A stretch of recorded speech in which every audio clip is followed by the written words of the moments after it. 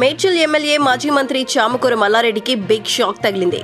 కుత్బుల్లాపూర్ మండల పరిధిలోని Jeedimetla survey number 82లో Mallareddy కుటుంబ సభ్యులు 33 గుంటల భూమిని కబ్జా చేశారంటూ రెవెన్యూ అధికారులు నిజాన్ని నిగ్గు తేల్చారు. సుచిత్రలోని సర్వే నెంబర్ 82లో వివాదాస్పద భూమిపై హైకోర్టు ఆదేశాలు ఉన్నప్పటికీ మల్లారెడ్డి ఆయన కుటుంబ సభ్యులు నిర్దాక్షిణ్యంగా భూ కబ్జాకు పాల్పడినట్లుగా రెవెన్యూ అధికారులు పేర్కొన్నారు. అయితే అదే నివేదికను వారు హైకోర్టుకు పోలీసుల ద్వారా అందజేశారు. ఈ క్రమంలో రాష్ట్ర హైకోర్టు కీలక వ్యాఖ్యలు చేసింది.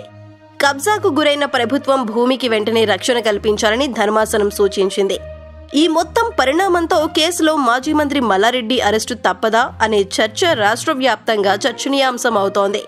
కాగా ఆయనపై జిల్లా వ్యాప్తంగా అనేక భూ కబ్జా ఆరోపణలు ఉండటంతో సర్కార్ ఆయనపై ఫోకస్ పెట్టినట్లుగా తెలుస్తోంది.